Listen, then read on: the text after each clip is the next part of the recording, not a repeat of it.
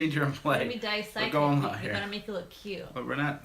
We don't have to make. Just you don't like the stupid bow. Come on. All right, what's going on? Mike Cernovich, hit the like button, hit the subscribe button. I was gonna Periscope last night, and then she wanted to talk. Syria likes to talk. Anyway, I'm gonna tell you why the special prosecutor is a bad idea. This goes against conventional wisdom, but hey, since when did I not go against conventional wisdom? It's kind of what I do. Hold on, I'm gonna turn this overhead light off. See what a difference lighting makes? The images you see on television are not real. Lighting is everything. All right, so what's going on? What's going on? The prosecutor, the special prosecutor, is a bad idea. I'm going to tell you why. Most people don't know.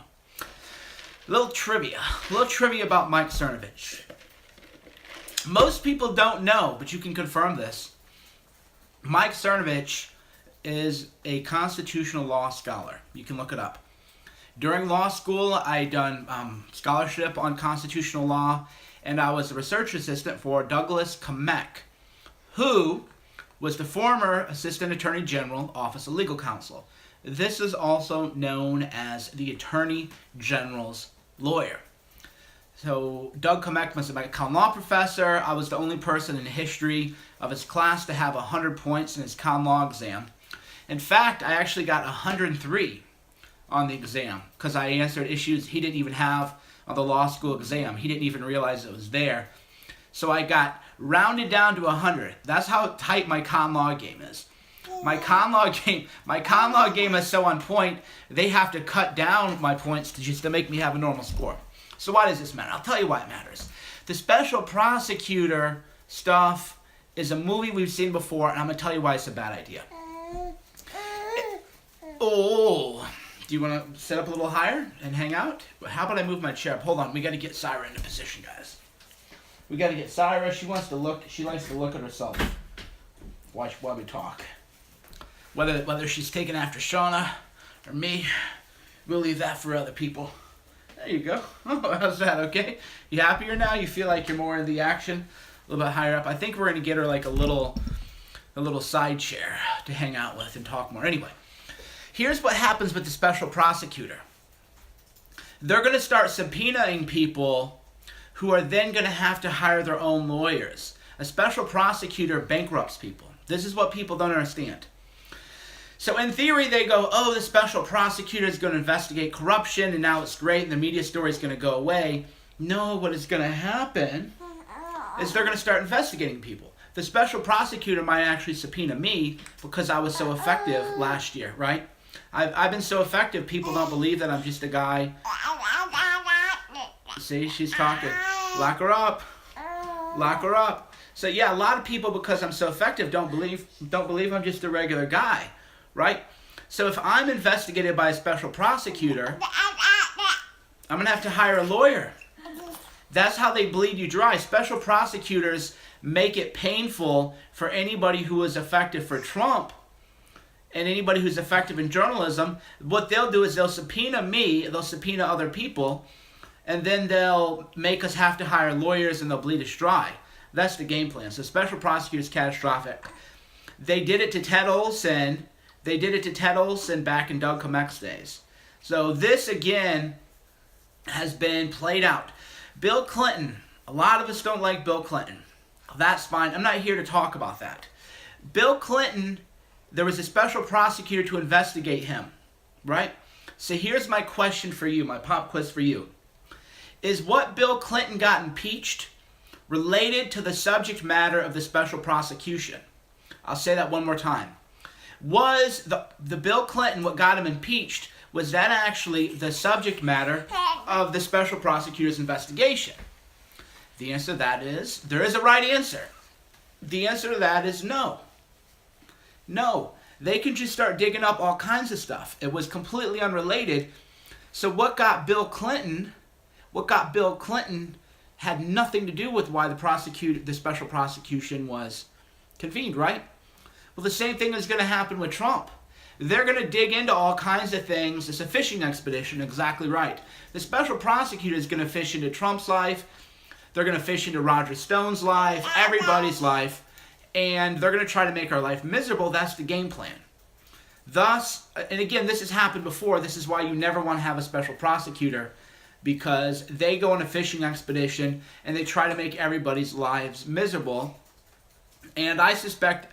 Are you tired? You just woke up. Yeah, Dada? You're saying Dada? But you got to say Mama first. You got to say Mom first. You don't want your first word to be Dada. Your first word has to be Mom. Oh, do you want to get out of this swaddle or whatever? I know, I'll get you out of the swaddle thing. I don't know why Mom overheats you like a little burrito. Well, she was napping just now. Hold on, we'll get you out of the swaddle. Little Cyrus, she's in a little swaddle thing. She's like me, though. She's like her dad. She overheats. Too much brain activity. Whew. Oh, wow, you are overheating, kid. Too much brain activity. Special prosecutor is a bad idea. All right, moving on to the next point. There was another bombing in Syria. So all the people who claimed that my story about McMaster's plan for a big war, they were wrong, weren't they, Syra? All the haters claimed that I didn't know what I was talking about. All the haters claimed the good old dad didn't know what he was talking about. And there's another bombing, another airstrike in Syria. So apparently... I'm going to change and then I'll grab her. Yeah, she's fine. She's just hanging out. She can talk. Here. What? Little Red? Yeah. I need to go detox. I have toxins. I got to do them. Today I'm going to do the far infrared saunas. Today we're going to do far infrared sauna and cold therapy training. I went to a Wim Hof breathing seminar. Oh, by the way, guys, we're just talking. So if you come on, you can ask me anything. This is more of an open channel kind of thing. It's not like a super serial thing. I am planning a big story today, a big mother of all stories. But I'm waiting to hear back from some information. So if it goes through either today or tomorrow, it's going to be an interesting day for sure. But if you want to just talk, hang out, we can talk, just hang out. Thanks for the $2 Super Chat. That's right, we got Super Chat, bros. Super Chat is enabled. So Super Chat allows you to sponsor independent media and journalism live. Or just hit the like button and subscribe. Whatever. The loot's been coming in. It's kind of funny. You guys have been so generous that I have more loot than I got to spend. I got like 50 grand sitting now in an escrow account because I don't spend it on myself.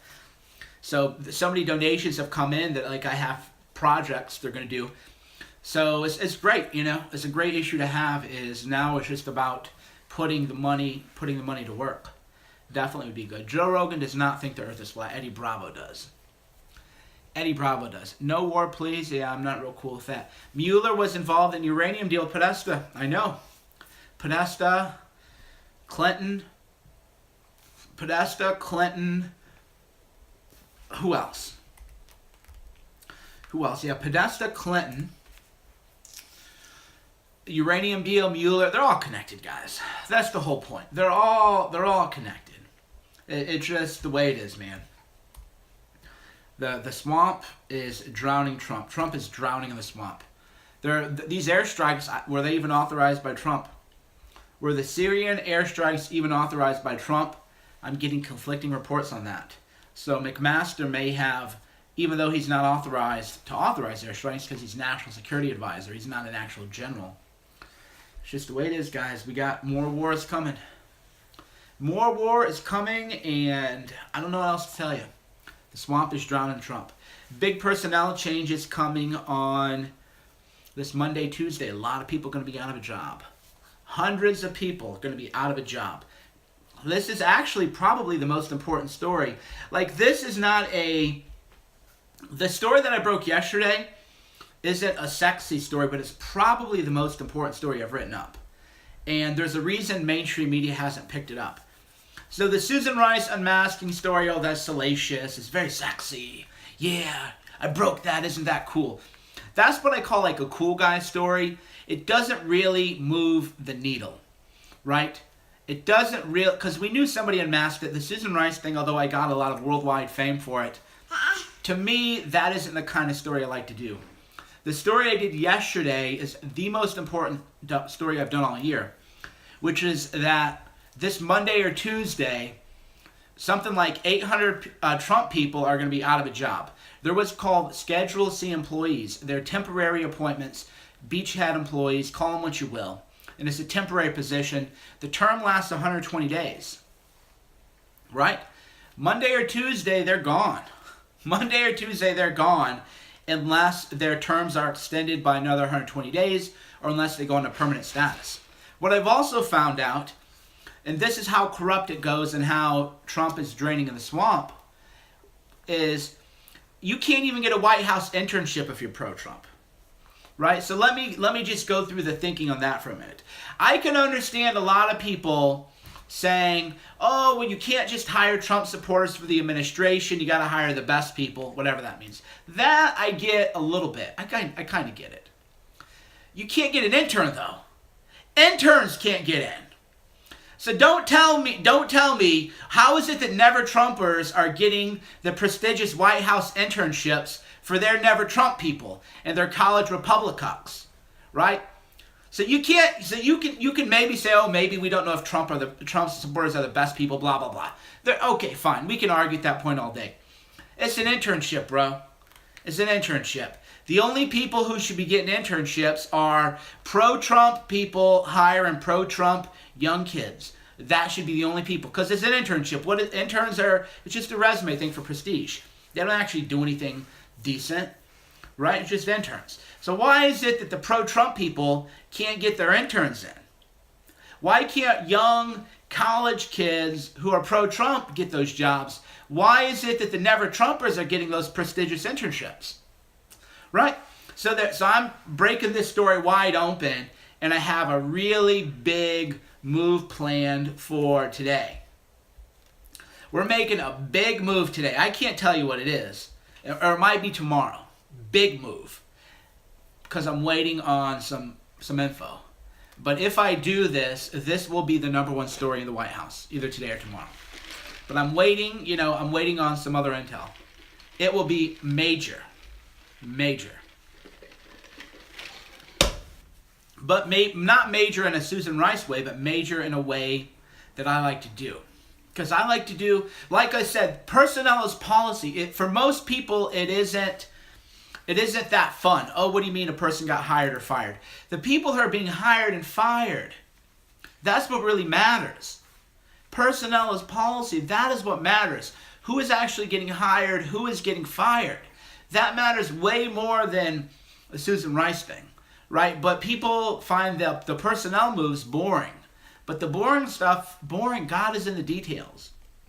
If you want to find God, you got to be bored.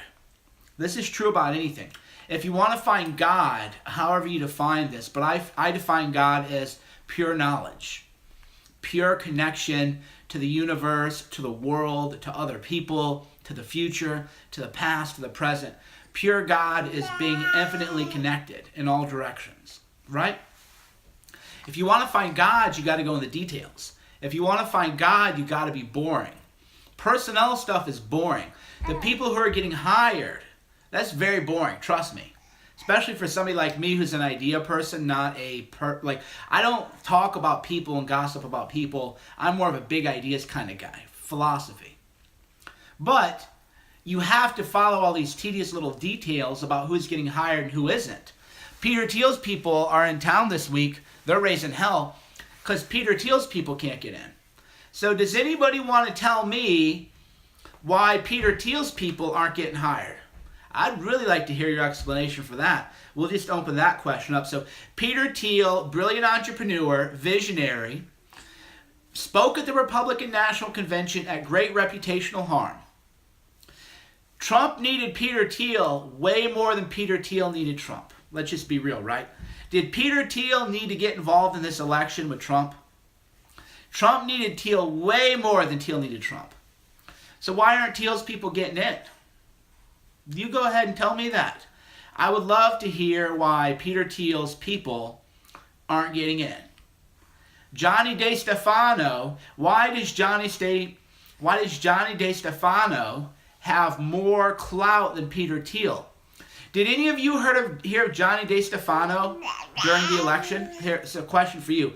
Had any of you ever heard of Johnny DeStefano when Trump was running for office?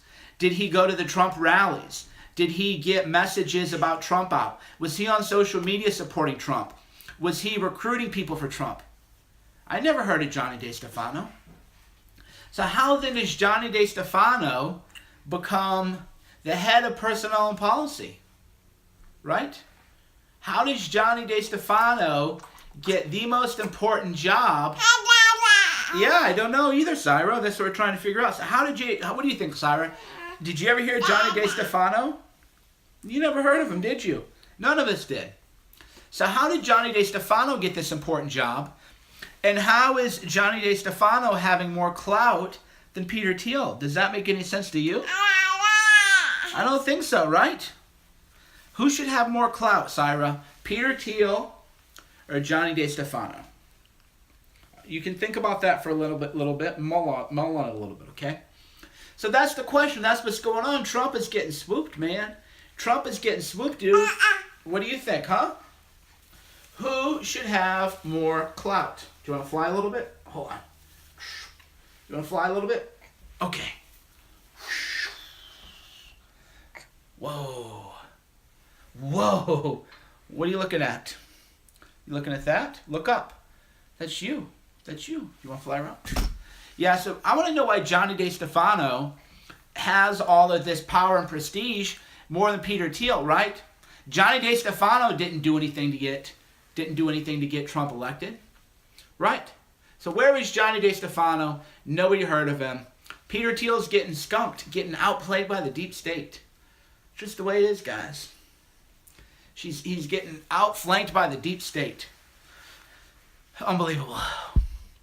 What else is going on, guys? We're just low-key. Low-key. No likes for old men. Holla, lawyer. I don't know what that means. Hit the like button, I think he's saying. He was telling you to hit the like button. So I had an interesting conversation with Alex Jones. I'm going to open up a question for everybody here.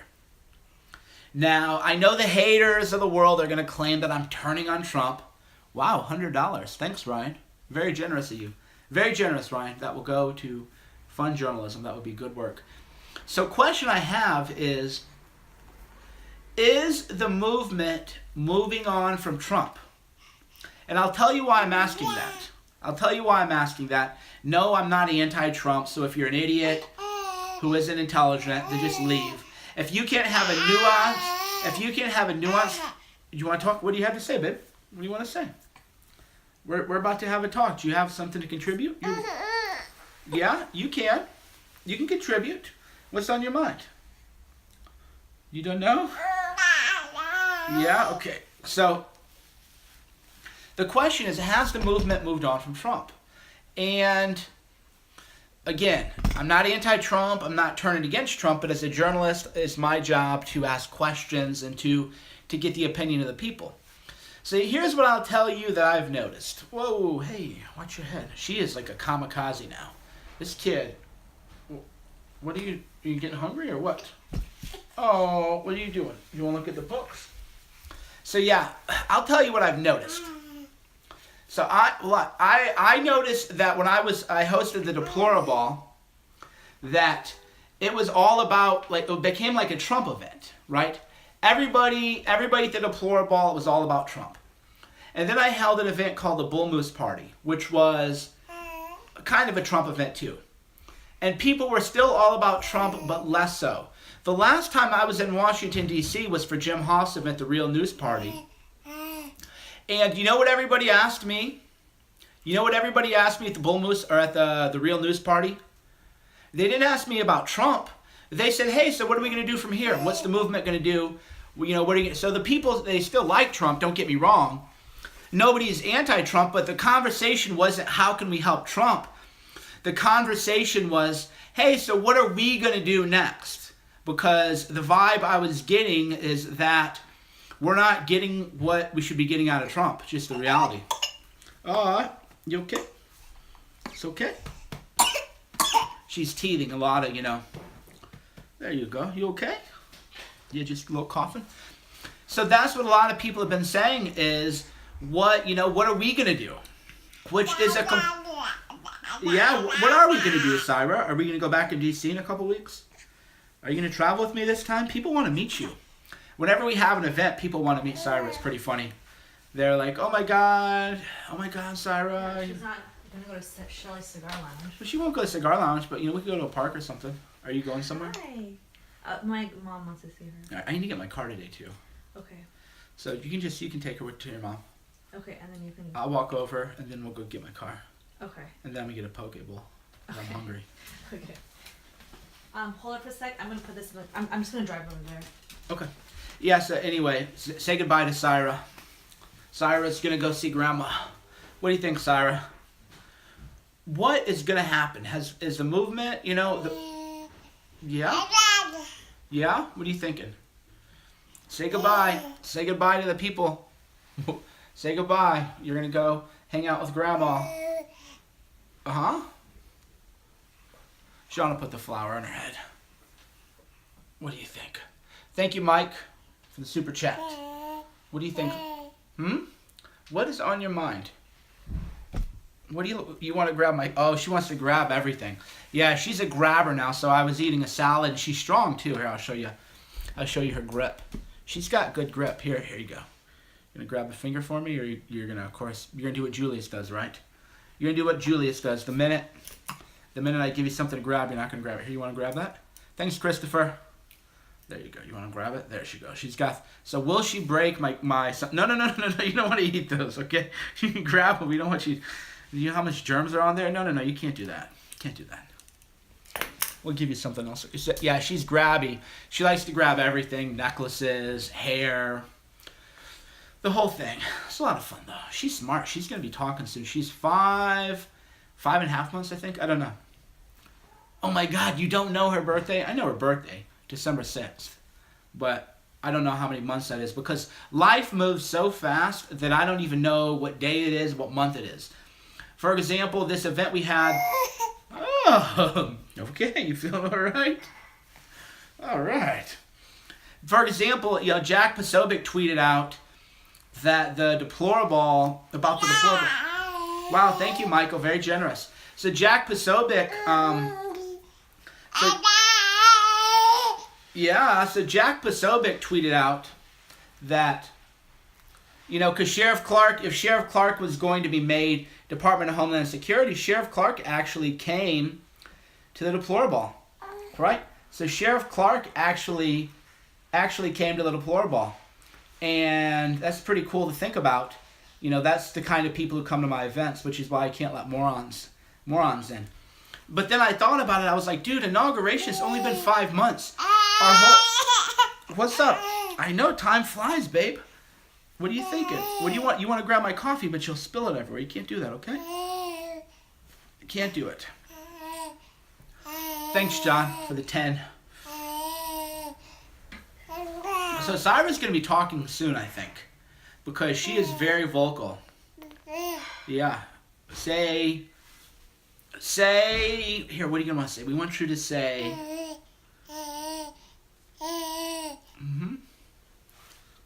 Say lock her up. Say Hillary for prison. Oh, almost. Hillary for prison? Should we put Hillary in... Should Hillary Clinton be in prison? Maybe. Yeah, she's getting there. Lock her up. So, lock her up. Are you still doing that? Yeah, we're talking. We're working on her vocal exercise. So we have a rule. By the way, no baby talk allowed around Syra. So we have pretty strict rules, and by we meaning me. So no baby talk is allowed to Syra. You have to talk to her like she's a fully formed human being, right? So nobody can go goo goo gaga. No goo goo gaga around Syra at all. That's why she's going to talk soon. She spends hours a day listening to me jabber on about everything. That's why she's already trying to talk. So no baby talk. I talk to her like a normal person. Exactly. And then here's another kind of trick I do with her. So in the morning, so what I do is I commit to spending 20 minutes with her in the mornings without doing any, without being distracted. And then what I do is I narrate what is happening. So here's I'll tell you a little parenting trick. So here's right now, I'll say, hey, Syra, I'll just watch you. This is what we do. I go, hey, Syra. Do you hear your mom? Your mom is downstairs. She's downstairs in the kitchen. Do you know what a kitchen is? A kitchen? Yeah, she's downstairs in the kitchen putting dishes away. So I do that all the time. I narrate for her what is happening because that's how you teach them vocabulary. So today I was saying, oh, do you hear your mom? Your mom is upstairs. She's making noise. That's why she's so talkative, because all day we just kind of talk. And you do the narration. So you say, oh, hey, Syra, right now you're, exactly. Right now that's a phone. Exactly. So she's very talkative because we talk all the time, and I narrate what is happening. Very important to narrate what is happening. So then we'll say, see that's your mom. Hi, sweetheart. That's your mom right there. You see her? Are you ready? Do you want to go hang out with your Do you mom? want to say bye-bye to the people? Okay, you want to go hang out with your mama? Okay. Say, see, she wants her mom. There you go. Baby, do you have that car key? Oh, yes, right here. Oh, wow. You guys are a lethal combination. Yeah, how so? She's so hot right now. I know, we cook, man. Our bodies run hot. Dude, that big brain. Big brain. So, yeah, that is, it's a lot of fun. So somebody goes, your kid is like every other kid. There's always very negative, nasty people. We always block them. That's the thing about existence is you always have these nasty people who weren't very good parents, and their own children maybe aren't, where they should be in life, and because of that, they just want to, lash out. Very, very sad, unfortunately. But my advice to people would be to take care of your children rather than, attack me and attack my children. It would be a good parent. Yeah, and it's not like I'm bragging. I'm just talking about what I do. It may come as a surprise to newcomers, but I just talk about what I do. I talk about what I'm interested in. A lot of people, for example, have said, hey, Cernovich, how did you go from writing about relationships? And I did a good interview with Brittany Pettibone. So Brittany Pettibone, she has a YouTube channel, nice person, friend of mine. I did a YouTube interview with her. I don't know if that's up yet. But she goes, well, how did you go from where you were to where you are? And the answer is, all I do is write about and talk about what I'm doing in my life. I don't do anything for show. Everything is just, here I am, this is what I'm into, this is what I'm going to do. So if you look back to my old pictures, like I traveled a lot. And I was in Vietnam, Thailand, and everything, and now I'm just like a dad, right? I was a bro at pool parties, so there's pictures of me at pool parties, surrounded by, hot chicks and whatever, and that was what I was into. And then I got into the writing and the journalism and now the commentary and everything. So there's no act. This is who I am. It's reality news. That's the whole point. This is just a window. This is just a window kind of into my life and a window into what I'm up to. That's all it is. And that's what people like. Yeah, I mean, you can find some pics of me pretty jacked. I'm definitely, And I was very open about, what I used to look that way, right?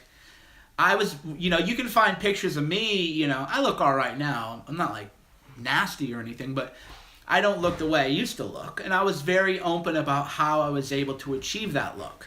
Because I'm not going to lie to people. I never lied about people and said, oh yeah, I just took creatine, right? Because I'm never going to lie to your face. I even told people go, oh, but you're probably on all kinds of whatever. And I was like, yeah, I was. So what? Right? That's the thing. People are so tired of lies. People are tired of being lied to about everything, right? Just lied to about what you're doing, your background, your past. Not into that, man. I don't need to be on Fox News, right? I've said enough things that I'll never be mainstream, right? But the thing is, I don't care. I would rather have authentic interaction with real people than have fake interaction. What am I going to do? Get more money? I make enough money. That's the whole thing. I can make look, what I do, could you imagine if I wanted to sell commercial real estate or something? Right? That's what I always laugh about people. People go, oh, you're just in this for the money. And I'm thinking, oh my goodness.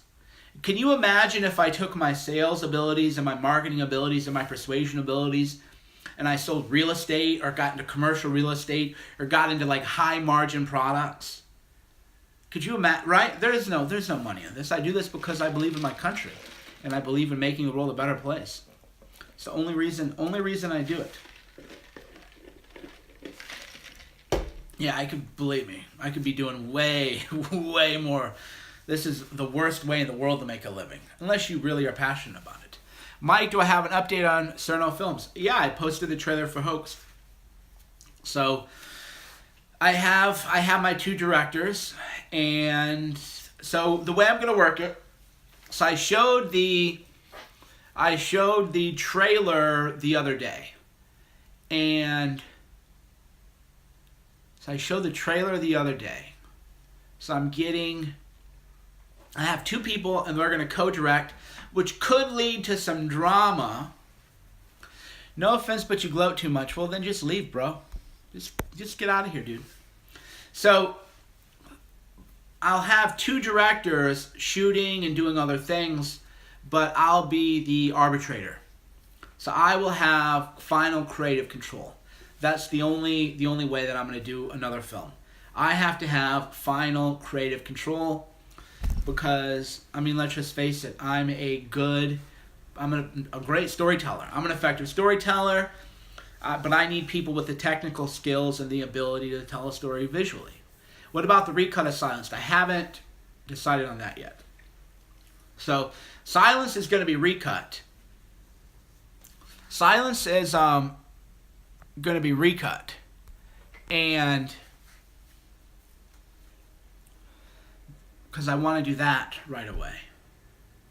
You just pledged on Patreon. Thanks, guys. Appreciate it. Yeah, Silence is going to be recut, and so yeah, I mean, I'm this year I'm gonna here. I mean, I'll tell you what I have planned for this year.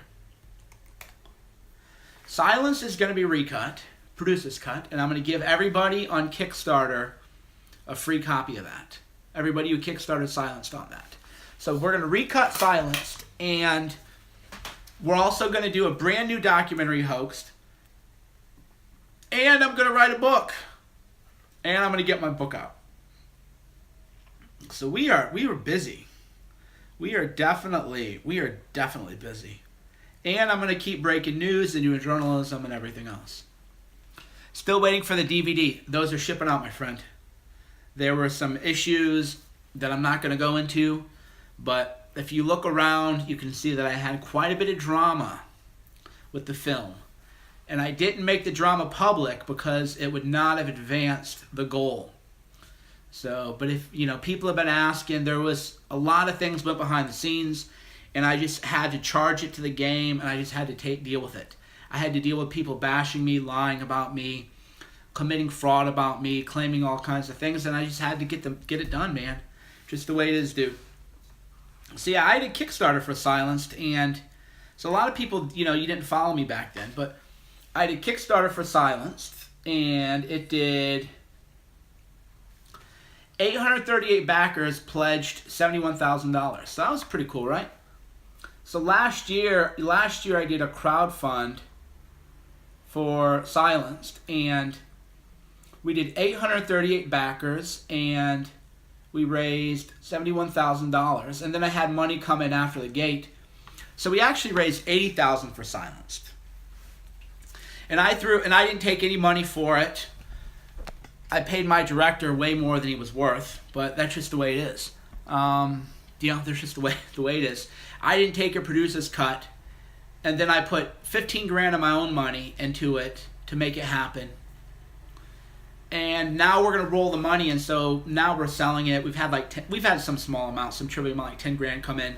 I'm gonna roll that to the next film, and then I'm gonna roll in some donations I had to Hoaxed, and then I'll do another Kickstarter for Hoaxed. So as soon as the plan is because I don't feel right doing another Kickstarter until everybody has all their posters and their DVDs and everything. So, and again, that was my fault. There was drama, there's an excuse. I have a lot of excuses, but that's not very guerrilla mindset. I own it. Things happened, and you know what? That's just the way it is. But your DVDs and your posters and everything. The film got made. It's a good film. Film is out, which 99% of films on Kickstarter don't even get made. So yeah, the film got made. It's done, released, distributed. We're waiting to find out if it'll be on Netflix. And then logistically we have some problems, but that's all going to be done. Could have been better. That's why we're going to recut it. I did not have creative control over Silenced. Why? Because I had a guy have a meltdown and say, here's the DVD, we can just go our separate ways. After I had paid him $80,000. He quit. He's just going to rage quit. Because I wanted, to do some improvements. So my director was going to rage quit on me. Then I wouldn't have a film. And then I would be like every other asshole who does a Kickstarter and doesn't deliver. Right? I would be like every other loser who does a Kickstarter and they don't get the film shipped. So I just had to take it. And that's just the way it is. So I had to put my ego aside for the greater good of the project, for the greater good of succeeding. Definitely, that's how it is. Sometimes in life you got to put your ego aside to make it happen. But in life you also have to learn from your mistakes. You have to learn from your mistakes, and one of those mistakes I learned is, I'm going to have creative control over the film. The end. 100% final decision. If I don't like it, then the people I work with have to realize the people and I have 2 great people now. And I've told them, I go, just so you know, I give you a lot of creative freedom, and I'm not going to micromanage you, but when I say I want something done a certain way, just don't argue with me. Right? That's kind of the way I look at it, which is, my directors, I want to give them great creative control and not mess with them too much. But when I do want something done, I don't want argument. Oh, no, just, hey, look, if I'm giving you a lot of freedom, creative control, that's great, but that means you have to, not be in your own head that you're an artistic genius. Oh, that's another thing I'll never do. Here's life advice. Do you know what kind of people call themselves creative geniuses? Anybody who ever calls himself or herself a creative genius, go far away. Why? Because they're losers who have never had any true success. And because of that, to preserve their ego, they have to say, well, I'm such a genius that people can't comprehend it. Right? They have to just say, oh, no, look, if you're that good, people know you're that good. Right? My book, Gorilla Mindset, on Audible has 963 ratings. On Amazon, it has over 1,000 reviews between all the stores. I don't have to say Gorilla Mindset is the best mindset book ever written. I can show you all the reviews. They're all there, man. All there. Thousands of reviews across Apple and Amazon. Over 2,000 reviews between Audible, Apple, Amazon. I don't have to tell people I'm a great writer. Okay, people can figure that out. So if people have to run their mouths all the time about how they're geniuses, it's because they failed at life, and that is the way they preserve their ego, which is very sad. No, there was a Syria bomb today. Why does Bill... Oh, I don't care, guys. The Bill stuff I don't care about, guys. You got to realize I only do drama when it promotes a cause. And Bill tried to have a civil war with me, and all he did was lost thousands of Twitter followers. Right? So I live in the world of analytics. I live in the world of... So here, if you can go to socialblade.com, go to socialblade.com and pull up Mike Cernovich. Go to my Twitter account. So I have picked up 15,000 new followers in the past month. All right? Yesterday I did 1,000. The day before 977. The day before 929. The day before that 586, 474, 300, 749, 959. Right? So I'm on the rise, right? Now let's go see, the guy who's calling me fake news. Let's just check in on him. Mr. I want to try to make my reputation by bashing Cernovich. How is he doing? This is all, good. So he has picked up 6,700 people in the past month. So not only do I have more followers on Twitter, Not only do I have a much larger following on Twitter, but I'm actually growing at a faster rate. So one, I have more of a following, and two is I'm growing at a faster rate. That really says it all. So what do I gain by talking about that guy? Long Cernovich, short other people. What do I attribute my popularity to? Long days. I wish that I had a better answer for you. Long days. A lot of people go, Cernovich, you look tired today. Some days I'm like, yeah, you're right. I'm tired. You're right. Long days, man. You do a lot of long days and do long days long enough and you'll be all right. But that's the only key. Work a lot of hours, really, really hard, and then you'll do whatever you want in life. On a long enough timeline, if you keep showing up, because there is a lot of luck involved in life. So work long enough, work hard enough, and eventually you'll hit it big. But it might take you 10, 15 years. And you're going to have a lot of adversity. You're going to have Mike's show up game is on point. Exactly. I show up, guys, every day. And you're going to have a lot of adversity along the way, man.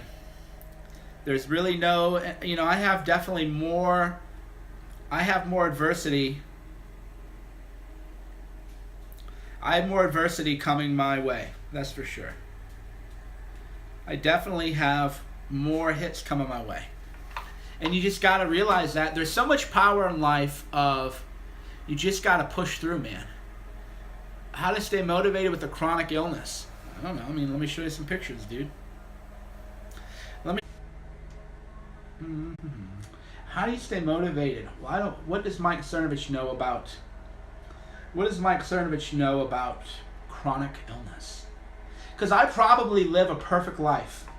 Beautiful daughter, hot wife, money in my pockets. Probably just I lived a beautiful life, right? Probably never had any real problems, right? Just charmed life. Charmed life. This was me like not that long ago. That is not a sunburn. That is a chronic condition called red skin syndrome. So during a skin flare, I couldn't get out of bed.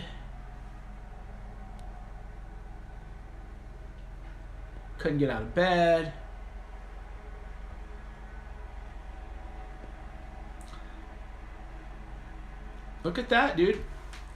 Look at that, dude. That was my chest, bro. Skin. That was my chest. It was like some kind of weird. That was me. So you can go, that was me, guys. You think I had a good life, man? You think it's been easy for old Mike Cernovich? Look, dude. Yeah. Horrific.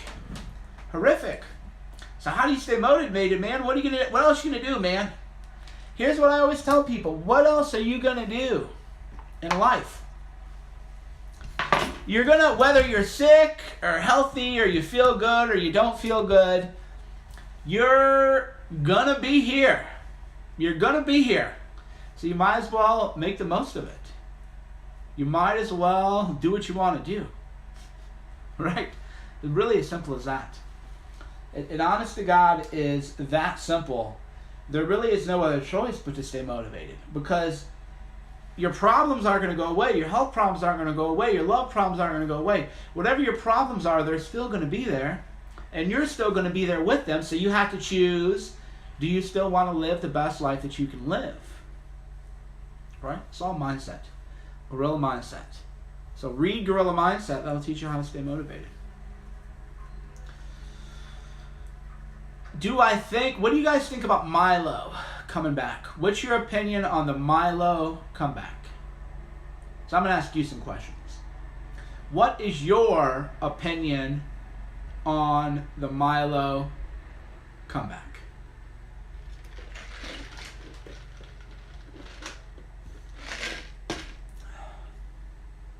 So I'm reading right now. A lot of pessimism, actually. Definitely a lot of that's interesting. So that's good. That's good market research, really, for him. I would definitely, there's, because I would expect, interesting.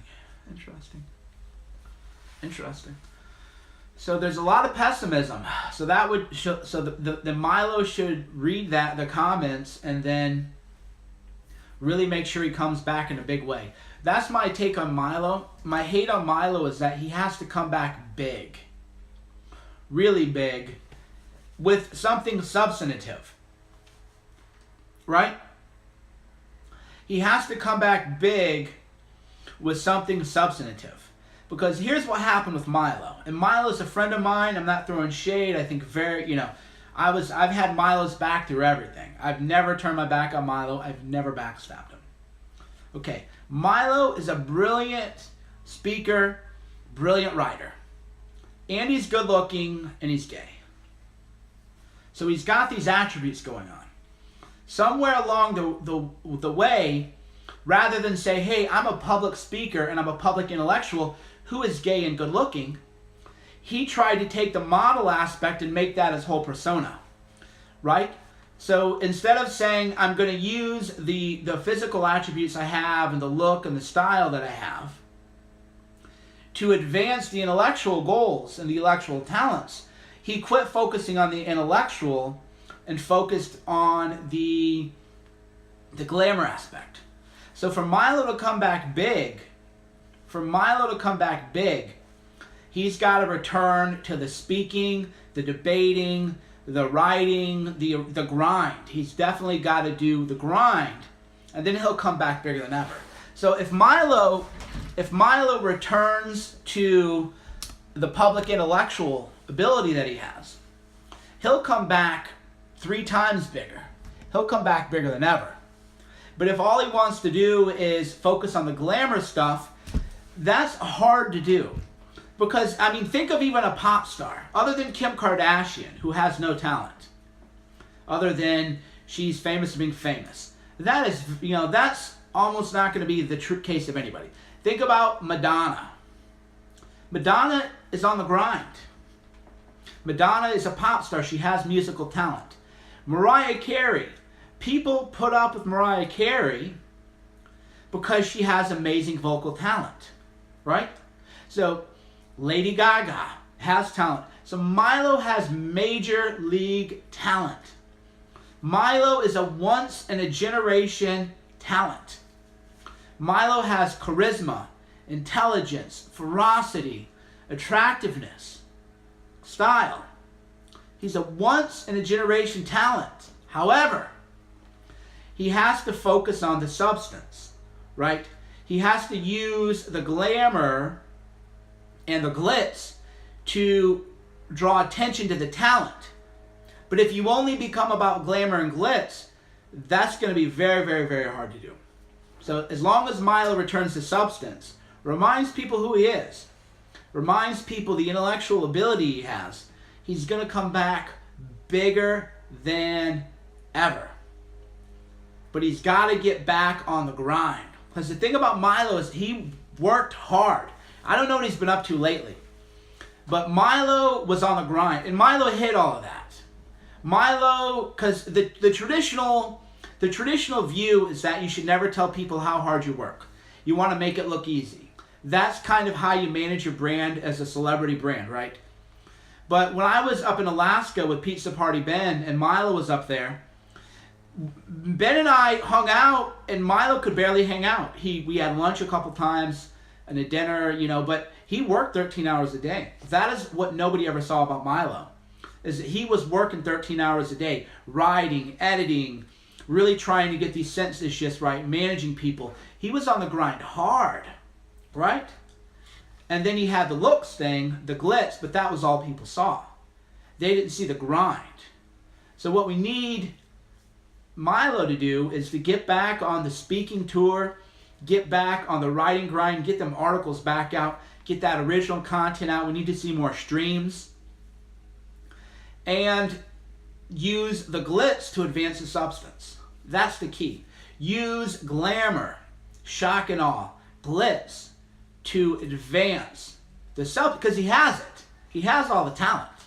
He has all the talent he needs to do it. Guy's brilliant. And he is charismatic. So he has to return to his... So, for example, the Today Show was what we need more from Milo. Have you watched the Milo Today Show interview, the full interview? That's what we need from Milo. The charm with the aggression. Oh, you don't really believe that. Oh, come on. Right? He needs to keep people in his wheelhouse. Right? And then I'll tell you another thing he needs to do. I'll tell you, because I've talked to a lot of people about it. He's got to realize he is an overdog. That was, and by the way, nothing I'm saying, I'm not shading Milo. You know me, I've had this guy's back through everything. And I've told him this multiple times. I said, Milo, you fight like an underdog. You are an overdog now. The rules change. When you're coming up, you can be mean and nasty to people. No problem. But when you become the overdog, people expect you to have more graciousness with people. You can't take the kind of shots at people you used to. That's why a lot of people go, Cernovich, you don't troll people like you used to. Of course not. I'm the overdog now. Right? I'm world famous, known worldwide, recognized in public every day I go out. So I can't take cheap shots at people like I used to. Why? Because that is persuasion in human psychology. Because then you look like a bully. Right? I can go after big targets. I can go after Maggie Haberman. I can go after Glenn Thrush. I can go after media people. But I just can't pick random marginalized groups of people and be mean to them. That is how you lose the crowd. Because what you got to there's a concept called losing the crowd, which is it's a persuasion concept. And losing the crowd is that the crowd controls you as much as you control the crowd. Right? Everybody wants to believe, oh my God, all these people follow me, they love me, they adore me, I'm the greatest. Well, they might. Believe me, they might. But the crowd can turn against you too. And the nature of crowd is energy. So you have to watch the energy of the crowd. How is the crowd feeling? What's the vibe of the crowd? So if I went after kind of no-name people, I would lose the crowd.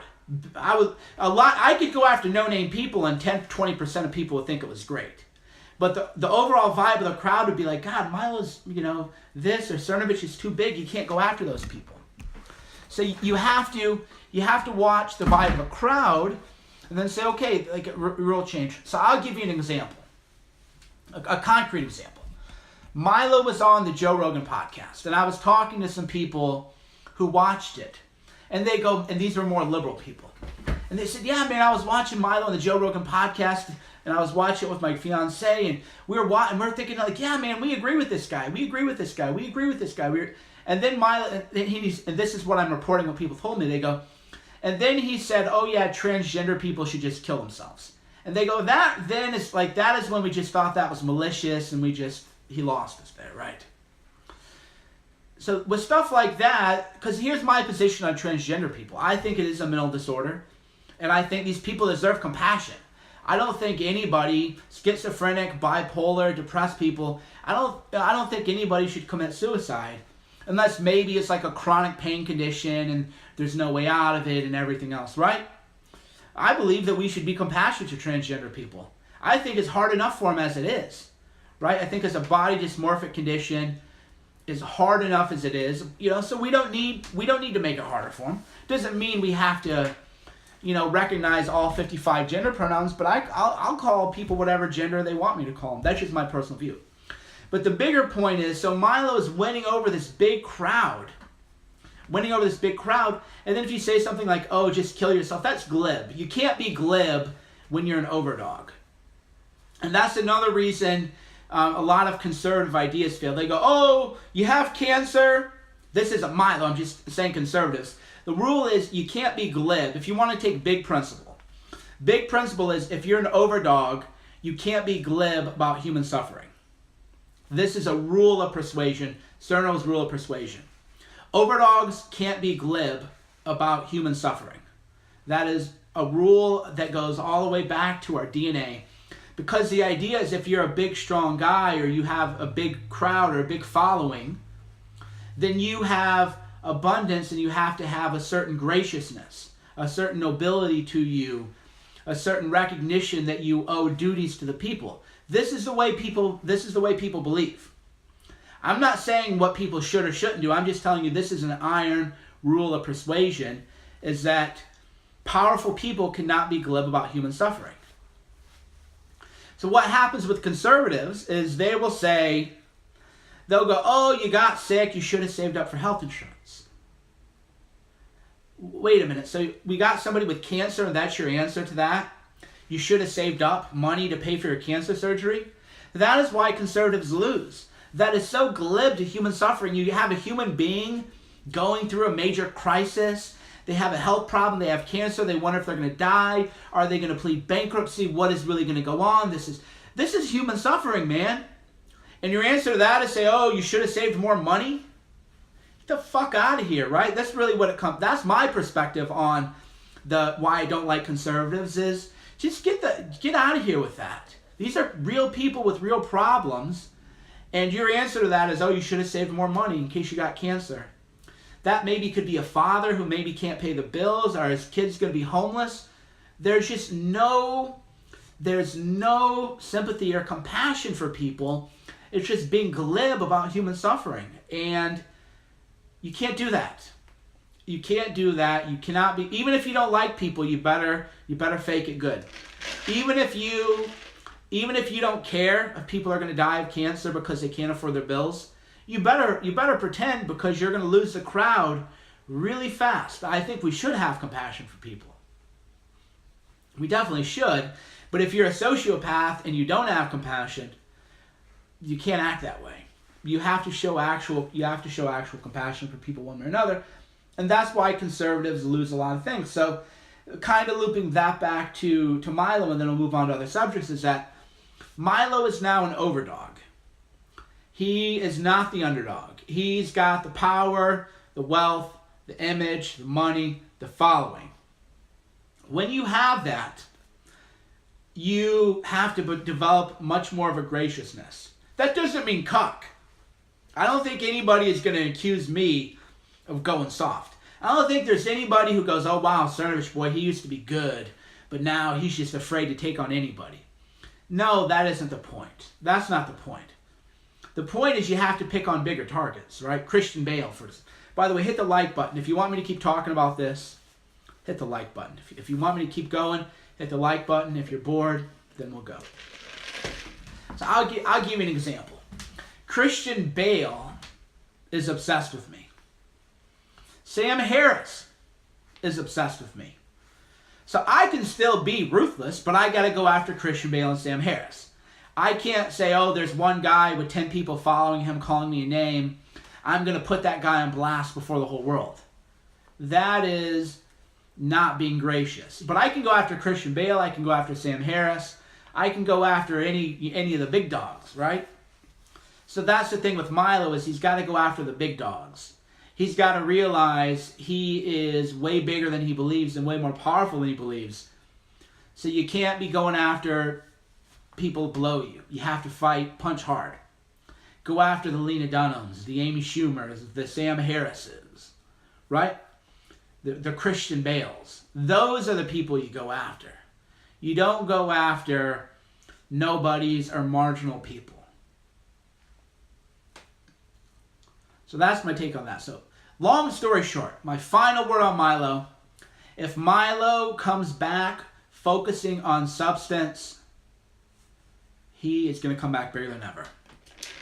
He's got to come back, though. He's got to focus on what he's good at, the public intellectual. So if he comes back as a public intellectual, he'll be bigger than ever. He might be the biggest guy ever. That's the whole thing, is he's, again, a once-in-a-generation talent.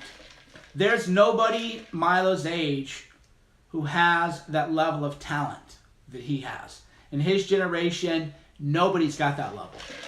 What he does now, though, it's all on him. What else you want to talk about? Go ahead. We're just doing open hour. This is like office hours. Just hanging out. It's like, think of me as a college professor. And I've just got the office open, and people can come in, and we can just talk about whatever. Thoughts on Julian Assange? I don't know. Can you learn the attributes Milo has? You can learn persuasion, sure. You can definitely learn persuasion. Charisma. You can learn charisma. It just takes a lot of time. I learned charisma. What do I think of Gingrich as chief of staff? I'm pro. I'm definitely pro.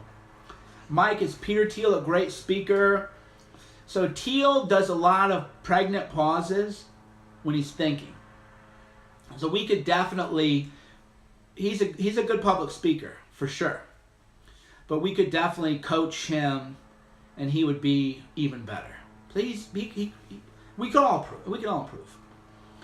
Is RT a reliable news source? About America, yeah. What they're talking about Russia. So the thing that the Russians learned, which is a genius, is that tell the truth about America, and then you can, maybe not tell the truth about Russia to build credibility. So I would trust RT more than CNN when it comes to America affairs. So if I actually wanted to know the truth about what's happening in America, I trust RT, which used to be called Russia Today. I trust RT more than CNN for what is happening in America. As for what's happening in Russia, I don't trust any. I don't trust CNN, RT, NY Times. I don't trust anybody about what is actually happening in Russia. But as to what's happening in America, I trust RT more than CNN, definitely. Times Square, any word? I don't know, actually. I haven't heard. They're saying that it was a drunk driver. That's kind of weird. He was a drunk driver at noon, New York time, and he drove into Times Square. And then the pictures of him showed him in like a rage thing. So I'm not really buying the official story just yet. I'm definitely waiting. I'm definitely waiting to see what I think about there. So I'm withholding judgment for sure. But it's weird to think that he is a drunk. And here, I'll show you a picture of the guy. It's weird that he's a drunk driver at noon. And then let me show you the picture of the guy.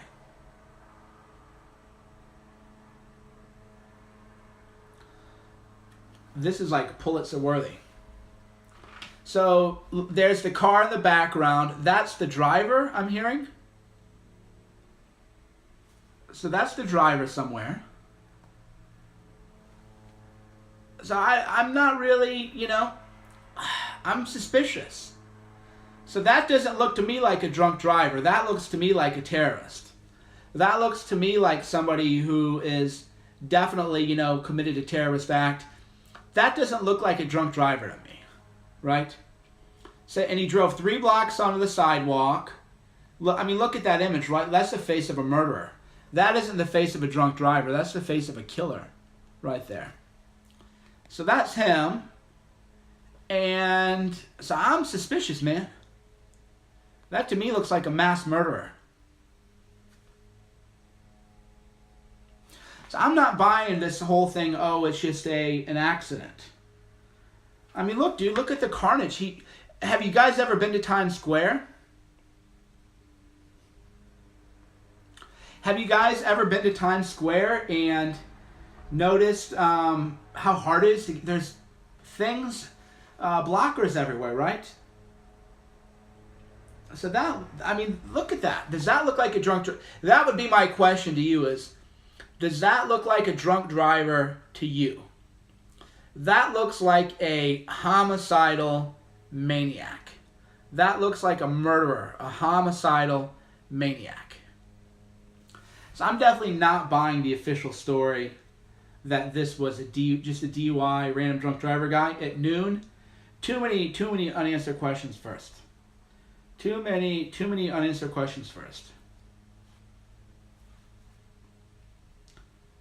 Okay, so there's going to be a new Reddit called The New Right. So I was messaged, do you want to be a celeb mod for the new subreddit? Okay, so we're working on that. We're definitely... Okay, so yeah, I'll help promote that. So they're doing, the Donald, the Donald is, I don't know what's really going on. I wish Donald the best of luck, though. What else is going on? Cartels. The cartels are a problem for sure. Yes, I don't know, man. I'm not buying this drunk driver story. Does not look like a drunk driver to me. That's the whole point. I'm just gonna say, does not look like a drunk driver to me.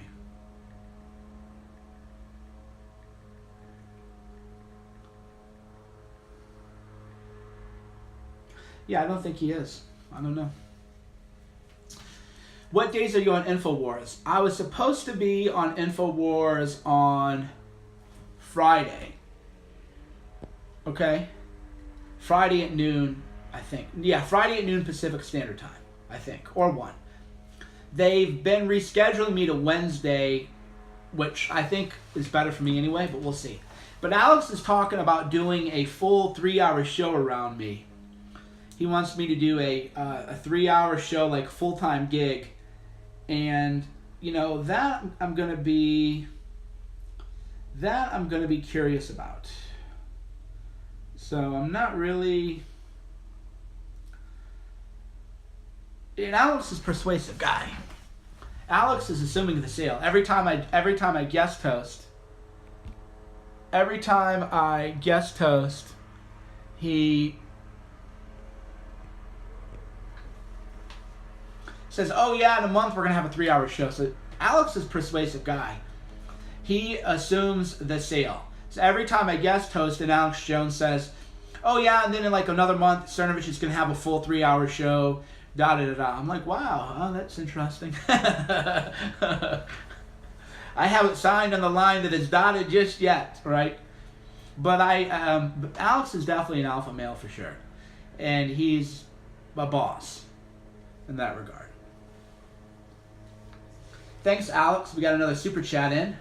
The nonsense protests at FCC today, reported by Jack Posobiec, showed statements about net neutrality and censoring InfoWars. Not going to happen. Edge providers regulated by the FTC. Yeah, that's an important issue, guys. There are a lot of important issues that aren't really getting a lot of attention. The FTC, FCC kind of appointments. Yeah, there's a lot of things not getting out there for sure. The FTC I have some news about Fox News too. Man, we got a lot of news we're breaking. Gosh, can't keep up. I need to hire another staff writer, I think. Definitely need to hire a staff writer. We're expanding. But I don't like to manage people, is the thing. I don't like to manage people. I like people who are self-starters and everything. We're working on it. Okay. So, what do we got going on? Oh, wow. Okay. Amazing. So, okay, all right. So, there's going to be a new Reddit. I'll be announcing soon. There's going to be a new subreddit.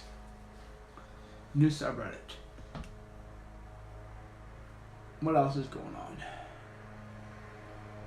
Gavin banned from DePaul. I haven't seen that yet. Let's go check on Gavin's let's go check Gavin's timeline. DePaul rescinds Gavin McInnes's invitation to speak. Okay, so Gavin McInnes has been banned from DePaul. Not surprised. Definitely not a surprise. That's another breaking news story. Why not start a new Vote subreddit? Vote is going to go out of business unless they get some angel investing or reader support or something. What else is going on, guys? Do you hear lawnmower? Yes, you do. The lawnmower is going ham. That's for sure. That's for sure. That's for sure.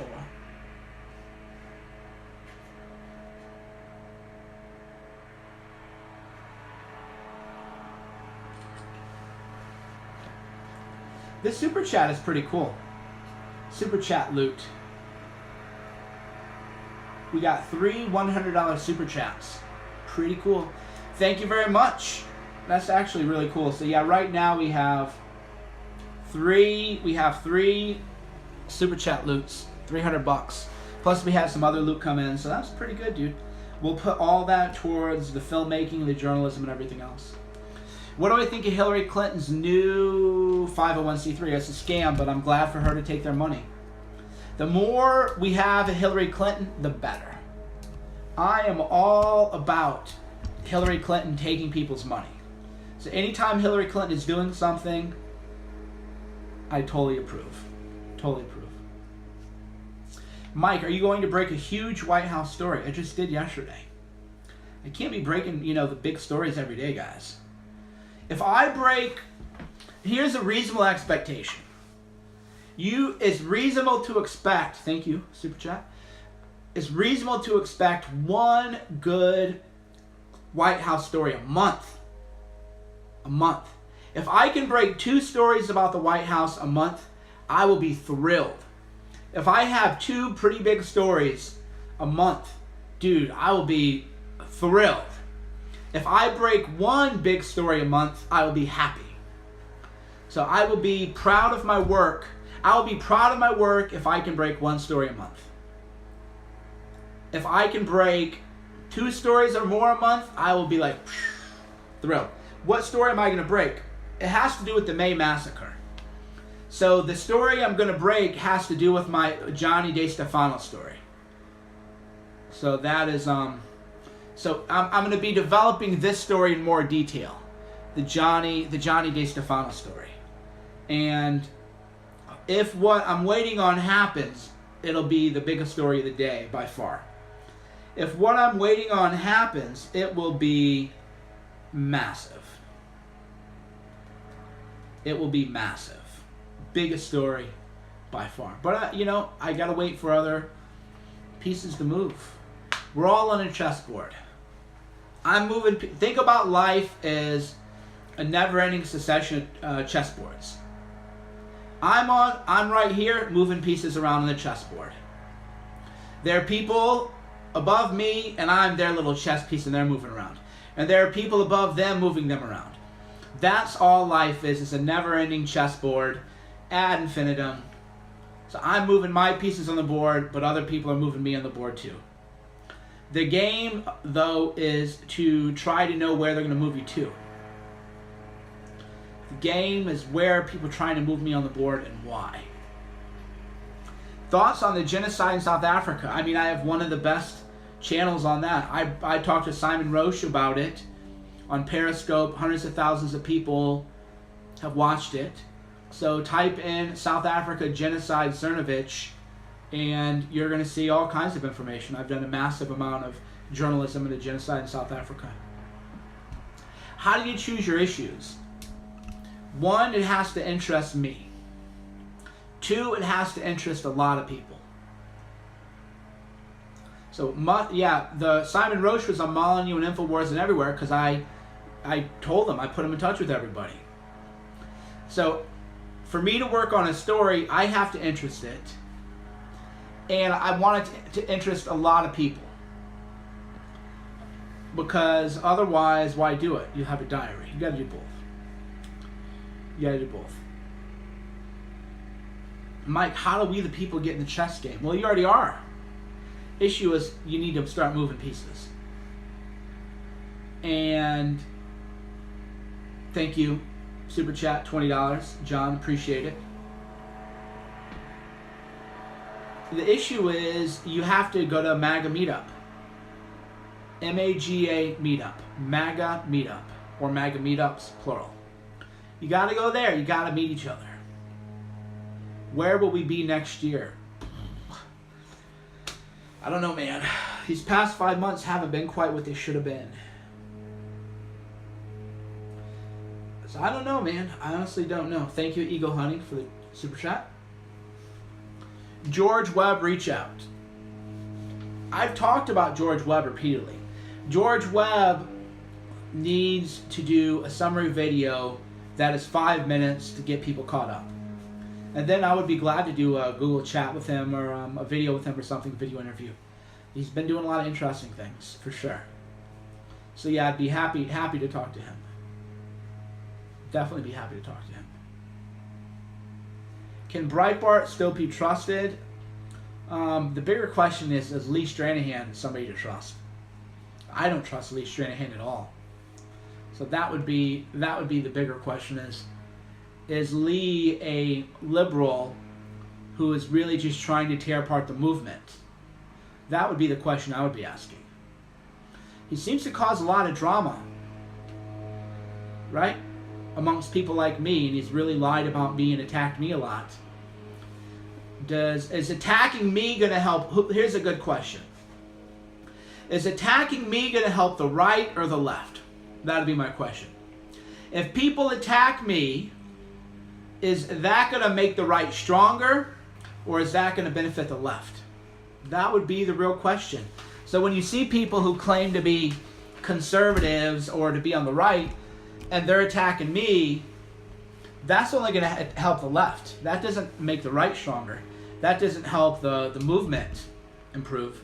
So I wouldn't be trusting anybody who attacks me, that's for sure. Because that isn't going to do it. Diane, thank you, Diane. Appreciate it. Your copy of Gorilla Mindset arrives tomorrow. Awesome. Enjoy. You're going to love it. Oh, Jesse Lee Peterson. I need to get him on Alex Jones. Jesse Lee Peterson is doing a lot of great work. I need to do more with him, actually. I definitely need to do more with Jesse Lee Peterson. That's for sure. Have you guys heard of Jesse Lee Peterson? Great guy, just a really good man, good Christian, good heart. Here's him. If you haven't, he's a good guy. Great guy, Jesse Lee. So, yeah, they're having some kind of event that they wanted me to speak at, and I don't think my schedule can make it, but if I can, then I'll definitely be... I need to get in touch with him. That's the thing is, you get so busy that you lose touch with people. So that is one of my personal weaknesses, is that I lose touch with a lot of people because I get so busy and wrapped up in what I'm doing that I forget about all the great people in the world that I want to help bring up and build up and help advance them too. That's definitely, you got to remember that you always got to be working to boost people up. Why? Well, it's the right thing to do, one. But two is because we live in a fallen world. We live in a fallen world, and we're all going to fall again. So you better be good to people on your way up, because you are going to fall and you're going to need them. And a lot of them won't be there for you. A lot of them won't be there for you, but a lot of them will. All right, so we got a new moderator. So there's a new subreddit called The New Right. /, The New Right. Wow, those looks kind of cool. I'll tweet a link out to that right now. We got Jack Pasovic messaging me. Let's see if he shows up here on my computer. And now, welcome to the New Right on Reddit. All right. So Jack Pasovic just messaged me. Wants to know, do we got a question for Donald Trump Jr.? When will he start arresting Antifa terrorists?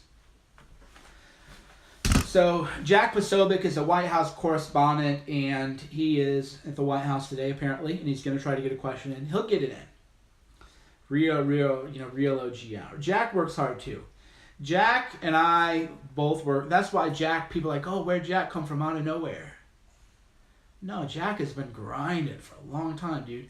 If you work hard enough long enough, things are going to happen for you. But people want to skip that. People want to jump right away. People want to jump right away to fame. They don't want to do the grind.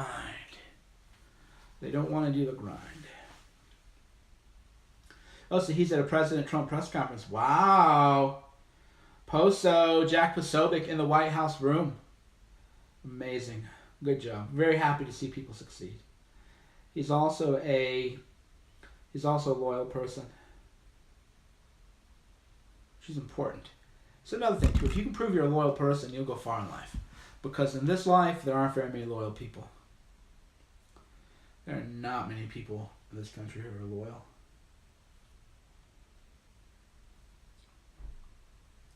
What else is going on?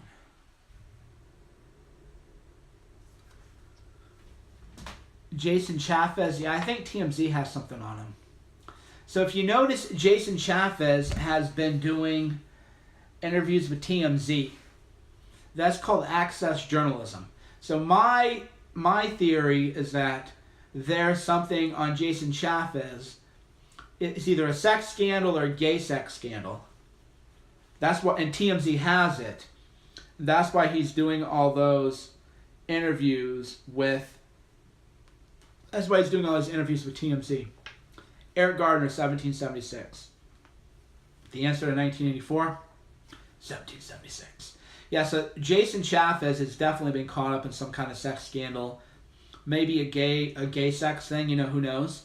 Not, me, I'm not judging. Maybe too, you never know. You never know, he might have an open thing that people don't know about. See, that's another thing too. A lot of these things that are like sex scandals, a lot of them have open things, but they can't let people, talk about that. So then they get caught, but really it's just like an open thing. That's why the wives stick by these people.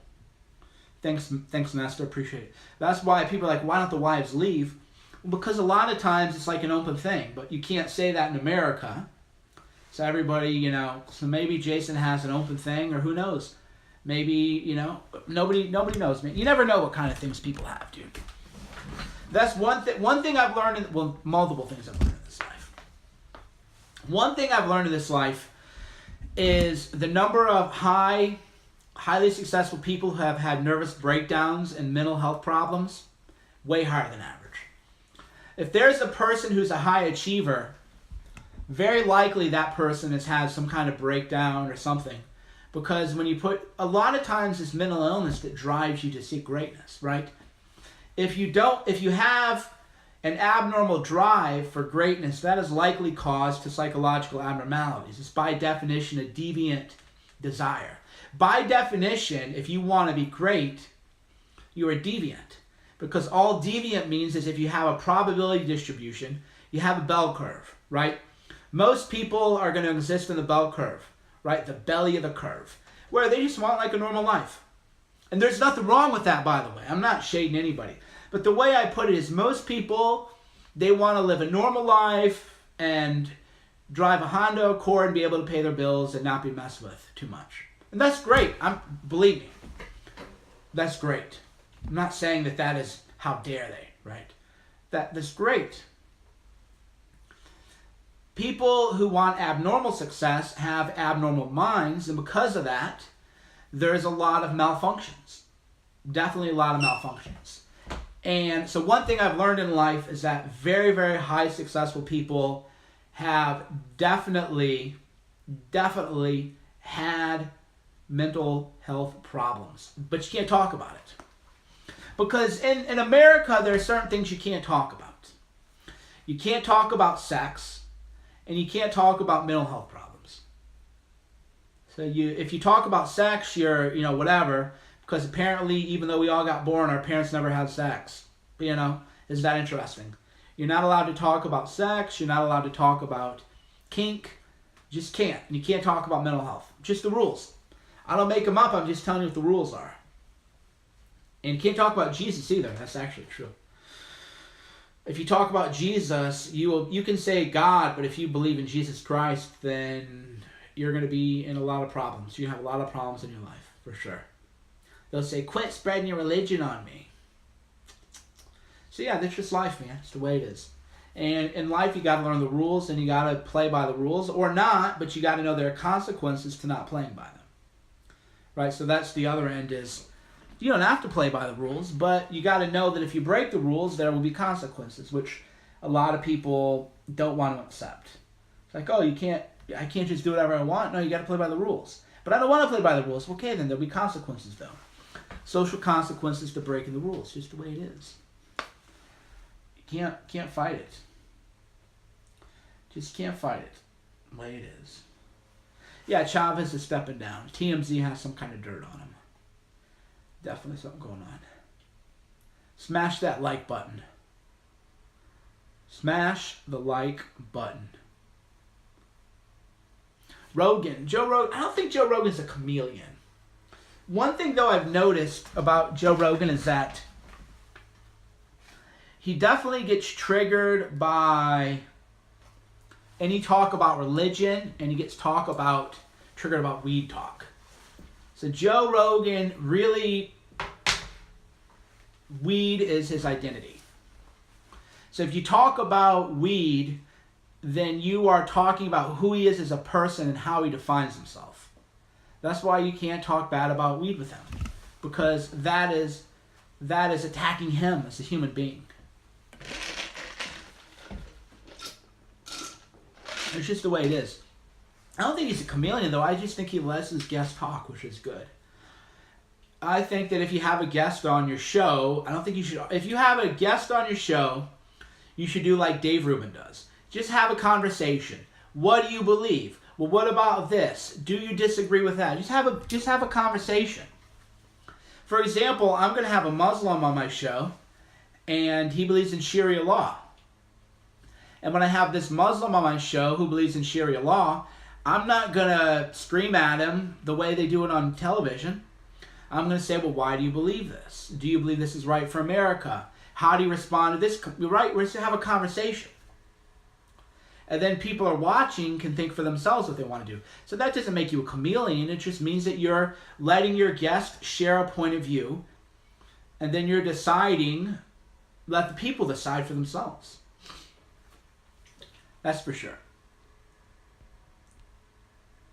Alex Jones, Alex knows he interrupts people. He's a very excited guy. He likes life. Definitely likes life. Joe Rogan's podcast is good when he has on Wim Hof, but boring when he talks about politics.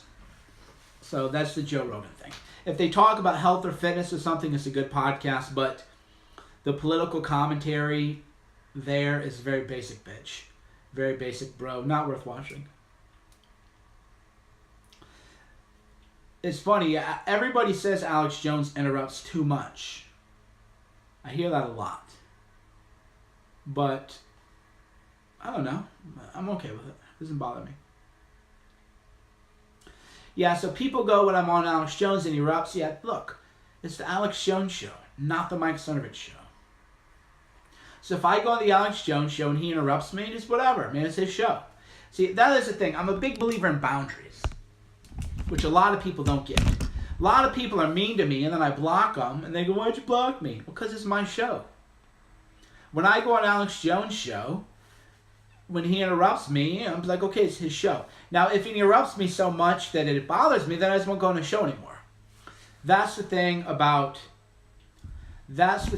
freedom, is that if it bothers me that Alex Jones interrupts people, then I just wouldn't go on his show anymore, right?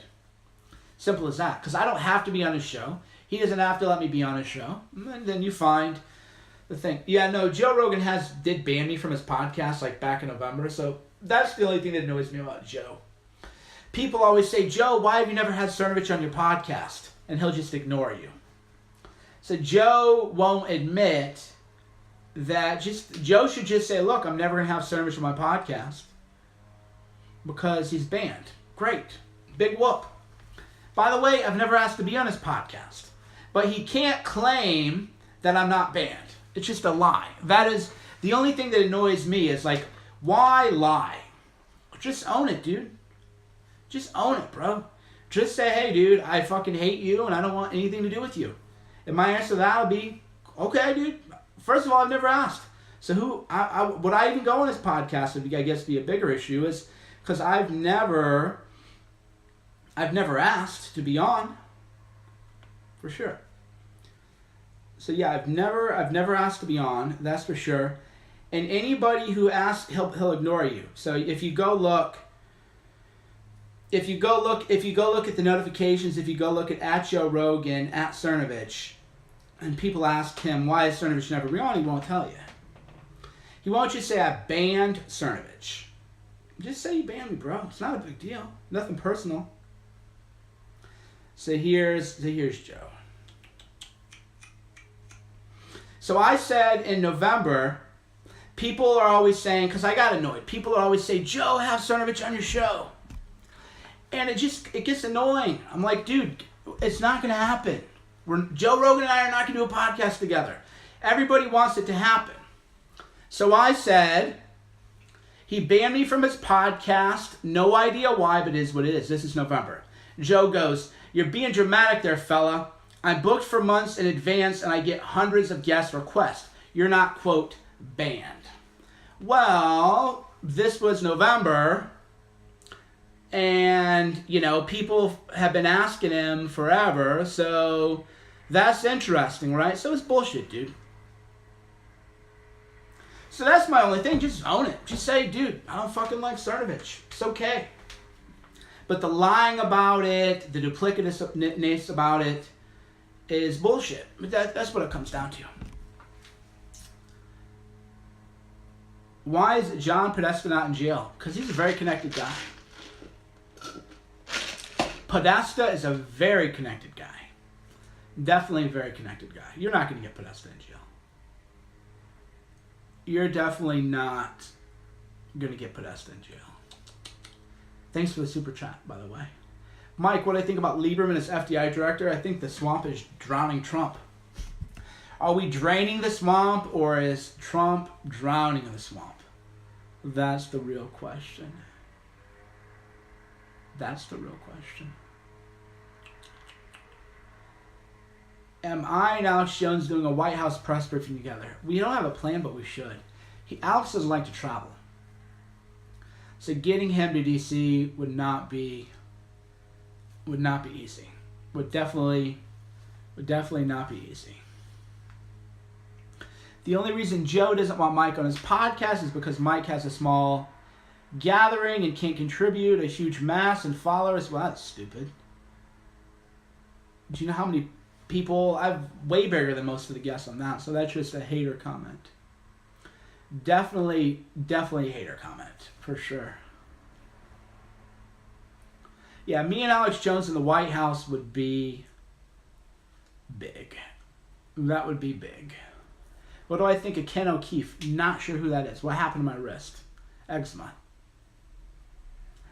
Did Trump's team go to Washington with any plan? Yeah, but Deep State has been winning. What would you do in the White House? I've been in the White House. Go watch my video. What do I think of Jordan Peterson? Great content. Jordan Peterson has a great message that I'm glad is catching on. Why did Joe ban Tim Pool? I don't know. Yeah, that's the thing. I don't think Joe wants independent journalists on his show because he doesn't want anybody on his show who can challenge the fake news narrative. And that's because he's been co-opted. Most likely. Definitely been co-opted. What else? What do I think of George Webb? We've talked about him already.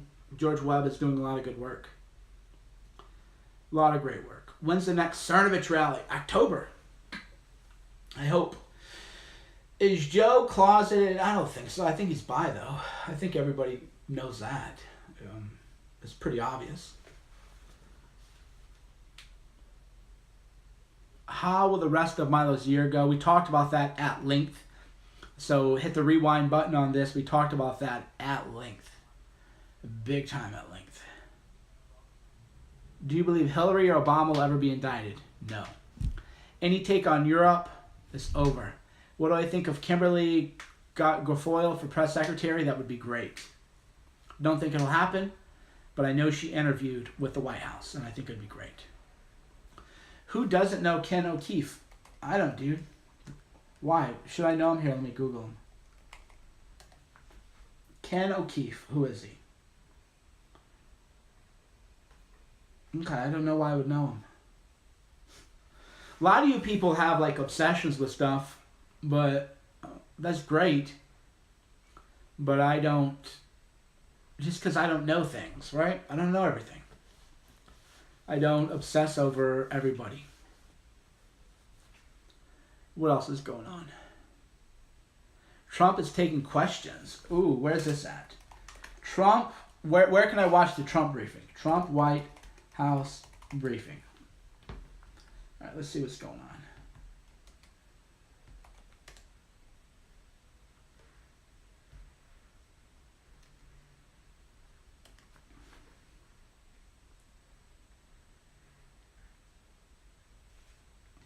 Spicer is no longer expected to do a daily on-camera briefing after Trump's trip. Interesting. So there's a lot of changes being made with the press stuff.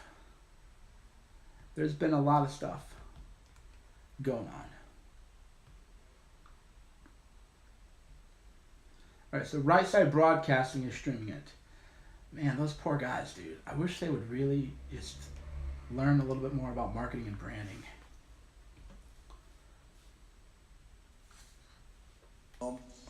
And we have the G7. We have a lot of great things going on. So I hate to see anything that divides. I'm fine with whatever people want to do, but we have to get back to running this country really, really well. We've made tremendous progress in the last 100 and some odd days, tremendous progress. And you see job numbers, you see all of the production that's starting, plants starting to open again, haven't been open in years. I'm very proud of it. That's what I want to be focused on, because believe me, there's no collusion. Russia is fine, but whether it's Russia or anybody else, my total priority, believe me, is the United States of America. So thank you very much. Orlando Lado. President Trump, President Santos, can we say that today we are setting a new roadmap in the relationship between Colombia and the United States? Which are the concrete commitments? You were talking about the post-conflict time. Many funds are needed for that. And on the issue of Venezuela, President Trump, many deaths, human rights violations. There's plenty to be done. Venezuela is a very, very serious problem. We haven't really seen a problem like that, I would say, Mr. President, in decades, in terms of the kind of violence that we're witnessing. The president was telling me, and I knew, that Venezuela was a very, very wealthy country, just about the wealthiest in your neck of the woods, and had tremendous strengths in so many different ways. And now it's poverty-stricken. People don't have enough to eat. People have no food. There's great violence. And we will do whatever is necessary, and we'll work together to do whatever is necessary to help with fixing that. And I'm really talking on a humanitarian level. When you look at the oil reserves that they have, when you look at the potential wealth that Venezuela has, you sort of have to wonder, why is that happening? How is that possible? But it's been unbelievably poorly run for a long period of time. And hopefully that will change, and they can use those assets for the good and to take care of their people. Because right now, what's happening is really a disgrace to humanity. And John, I think you also had a question for the president, if you'd like to. Thanks, MA, for that super chat. Baller. Thank you. Yeah. This question about the commitment. Miren, el compromiso. The commitment on President Trump's side and his administration was shown through the approval of the budget, that for Colombia means an increase in the support to fund the post-conflict era. Last night, we received from a very important organization, the Atlantic Council, a report which includes both parties, presided by a Republican senator and a Democrat senator, with a roadmap recommending the governments of the United States and Colombia to follow. This morning, we established this Entrepreneurial Council, United States-Colombia, so that the private sector can also have a voice in that roadmap. This means we are working together on every front that can be convenient for both countries. We will continue to work together. We have ratified that commitment today during our conversation. And as I said before, we have the best of relations with the United States. We are strategic allies in the region, and we will continue to be so. Thank you, Mr. President. President Santos, to you. You heard President Trump say that critical to stopping the flow of drugs into the United States will be the wall that he wants to build on the Mexican border. Do you agree with him? Would that wall be a step, a positive step, and a step towards reducing the flow of drugs across the border? I believe that the best way to fight the drug trafficking is by collaborating. This is not a problem of Colombia only or a problem of the United States only. It's a world problem. And we have to all work together. We declared the war on drugs 40 years ago. The world declared the war on drugs, and it's a war that has not been won. So we must be more effective and more efficient. Now, we are doing a very big effort because of the peace process to have a new strategy, carrot and stick. Stick, by forced eradication, we have already eradicated this year only 15,000 hectares, which is the whole volume that we eradicated last year, and we're starting to eradicate, to substitute voluntarily through a program where the peasants, and we have 80,000 families already in the program, that they are going to substitute for legal crops. And this is the first time that this could be done because of the peace. Before, the conflict did not allow us to build roads and to give these peasants an alternative. Now we have. So we have to take advantage of this opportunity and continue reducing the production of coca. In the meantime, we will work together, the US and Colombia, with other countries, Central America, to fight the other links of the chain, the intermediaries. We have destroyed 22,000 laboratories in the Colombian jungles, seizing the cocaine in the transit. We have seized record amount of tons last year, and this year we're doing even better than last year. So by working together, we can be much more effective, and that is the commitment we just made or ratified this afternoon. Be right back, guys. And that was a long Chat amongst and yourselves. very diplomatic answer Be right back. to your question. I will say it a little bit shorter. Walls work. Just ask Israel. They work. Believe me, they work. And we have no choice. Peter Baker? Whoa! The madman did it. The madman did it. Walls work, just ask In the Israel. light of a very busy The madman news week, a lot did of it. People would like to get to the bottom of a couple of things. Give you Wow. a chance to go on record here. Did you Somebody's at any been time listening to urge Cernovich. former FBI Director James Comey in any way, shape, or form to close or to back down the investigation into Michael Flynn? And also, as you look No. back, No. Next question. next question. As you look back over the past 6 months or year, have you had any recollection where you've wondered if anything you have done has been something that might be worthy of criminal charges in these investigations or impeachment, as some on the left are implying? I think it's totally ridiculous. Everybody thinks so. And again, we have to get back to working our country properly so that we can take care of the problems that we have. We have plenty of problems. We've done a fantastic job. We have a tremendous group of people, millions and millions of people out there that are looking at what you had just said and said, what are they doing? Director Comey was very unpopular with most people. I actually thought when I made that decision, and I also got a very, very strong recommendation, as you know, from the Deputy Attorney General, Rod Rosenstein. But when I made that decision, I actually thought that it would be a bipartisan decision, because you look at all of the people on the Democratic side, not only the Republican side, that were saying such terrible things about Director Comey.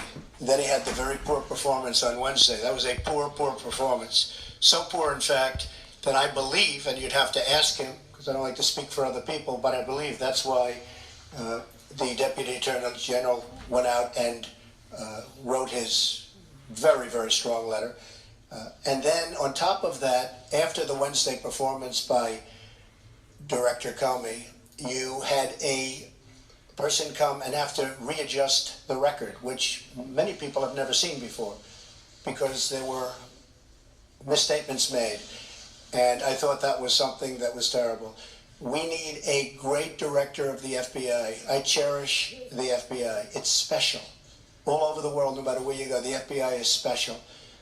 The FBI has not had that special reputation with what happened in the campaign, what happened with respect to the Clinton campaign, and even, you could say, directly or indirectly, with respect to the much more successful Trump campaign. We're going to have a director who's going to be outstanding. I'll be announcing that director very soon, and I look forward to doing it. I think the people in the FBI will be very, very, very, very thrilled. And just in concluding, we look forward to getting this whole situation behind us, so that when we go for the jobs, we go for the strong military, when we go for all of the things that we've been pushing so hard and so successfully, including health care, because Obamacare is collapsing. It's dead. It's gone. There's nothing to compare anything to, because we don't have health care in this country. You just look at what's happening. Aetna just pulled out. Other insurance companies are pulling out. We don't have health care. Obamacare is a fallacy. It's gone. We need health care. We need to cut taxes. We're going to cut taxes. If I get what I want, it'll be the biggest tax cut in the history of our nation. And that's what I want. It's going to bring back companies. It's going to bring back jobs. We lost so many jobs and so many companies to countries that are not so far from you, Mr. President. They're very close to you, actually, and to many other places throughout the world. We're going to change that. We're going to have expansion. We already do. You look at what's happening with Ford and with General Motors in Michigan and Ohio. You look at the tremendous number of jobs that are being announced in so many different fields. That's what I'm proud of, and that's what we want to focus our energy on. The other is something I can only tell you. There was no collusion, and everybody, even my enemies, have said there is no collusion. So we want to get back and keep on the track that we're on, because the track that we're on is record-setting, and that's what we want to do, is we want to break very positive records. Thank you. You could ask a question. Ricardo. Oh, sorry. You have another question? For you. Yes, sir, Mr. President. My question is, as someone who led a nation that's really done a lot of rebuilding and had to rebound from an epidemic of crime and drugs over quite many years, what do you make of Mr. Trump's America First policy? And further, you've had a tough time with conservative radio, sometimes been called a punching bag, and you said you have to persevere. I'm curious if you've given any advice to President Trump on how to do so. I don't think I'm in a position to give any advice to President Trump. He can take care of himself. What we did in Colombia. So what do you think? How is the press conference look like it's going? Does it look like it's going well? What is your take on the Trump press conference right now? I think it's good. Trump sounds tired. Trump sounds, like he's been under. He looks good, but he looks like a little tired. Definitely, he needs to get his mojo back with the people. The people who got him elected. Gotta go with the people who got you elected.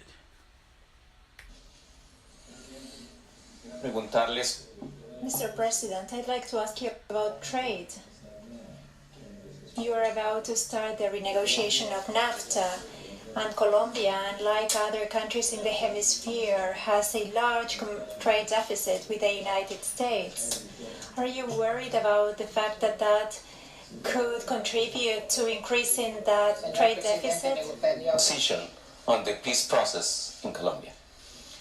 Well, it's been a long process, and it's been a great thing to watch in the sense that the president did a fantastic job. That's not easy after so many years of war. So I'm very, very proud to get to know you, and I really congratulate you. There's nothing tougher than peace, and we want to make peace all over the world, and you are really a great example of somebody that started it. I mean, that was a long, tough situation, as you know very well, coming from the country. But I think the president has done a magnificent job. Not easy, but he's done a magnificent job. Más claro no canta un gallo, como dicen, ¿no? Clear or impossible? On the trade issue, our deficit with the United States is not so large. It is a moderate deficit, which of course both countries will try to increase the volume of trade in both directions, and investments also in both directions. Colombia is becoming an important investor here in the United States, and this is something not many people know, but we have considerable investments in the United States. We have attempted to give dynamism to these flows of trade, of investment, getting together those main players who are the investors in the private sector. I believe the foundations have been laid. We have the three. All right, this is a little boring. It's a boring question. No, I'm falling asleep. Oh, not from the stress, just from the boring questions, man. Whew. We want to hear Trump. We want to hear Trump. We don't want to hear anybody else. What's over, guys? You're saying it's over? It's a press con. I don't think I'm still watching it. Oh no, it just ended. Okay, so I was.